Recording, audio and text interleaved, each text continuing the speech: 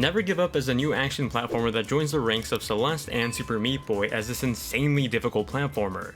It's a game that'll have you constantly dying as you learn to adapt to the ever-evolving levels. Never Give Up opens up with our protagonist, a blue stick figure, waking up from sleep. He has no idea who he is, why he's here, or where he is, and what's going on.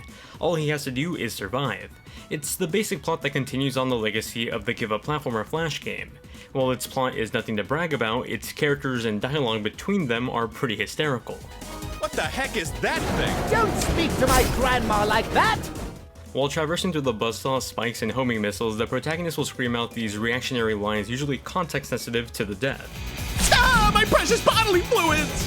While I definitely had my rage moments playing through the campaign, I'd be remiss if I didn't mention I had a bunch of laughs at myself thanks to the writing as well. When it comes to platforming, Never Gives Up feels like a mix of Super Meat Boy and Little Big Planet. That's to say that the controls here feel tight and precise, the essentials for an incredibly difficult platformer like this. However, it also has this floaty sense to the jumps that remind me of Media Molecule's Little Big Planet series. It might take a bit to get used to, but after a few seconds I felt comfortable and confident in my moves. There aren't a ton of them either. The protagonist can run, jump, wall jump, and slide. That's about it. The real challenge and variation is the evolving level design. Never Give Up features over 150 levels condensed into worlds. These worlds are then broken up into multiple stages that are even further condensed into 5 to 6 rooms. Progression in the game is handled in an interesting manner. Instead of having a new level once you complete a stage, said level just evolves into a harder and longer version of that level. This usually extends for 5 to 6 versions before you actually finish that level and move on to the next. On paper, it's an interesting idea, playing through levels over and over again that get more difficult and challenging over time. Practice makes perfect, right? Well, in practice, it was fun at first, but over the course of the whole game, it got repetitive. That only becomes more true the more times you die, which in a game like this, will be a lot. The evolving level structure does at least get progressively more difficult, but after dying so many times, it starts to become more of an exhausting process. Admittedly, that's the charm of these type of games though.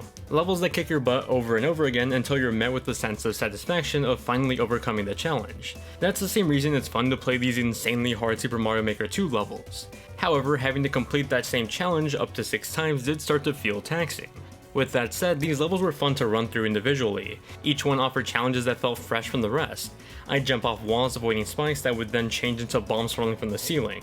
I'd slide through crevices avoiding buzzsaws only to be surprised with a homing missile coming my way. That was exciting, and over time I started to feel a rhythm to it, almost becoming like a sixth sense to me. On top of platforming were these hidden coins that go towards unlocking new costumes. The costumes are purely cosmetic, but they're there to fuel your inner completionist. They're also hidden across the multiple variations of the same level. A time target is also given for each level to cater to any speedrunners looking to compete for the highest score.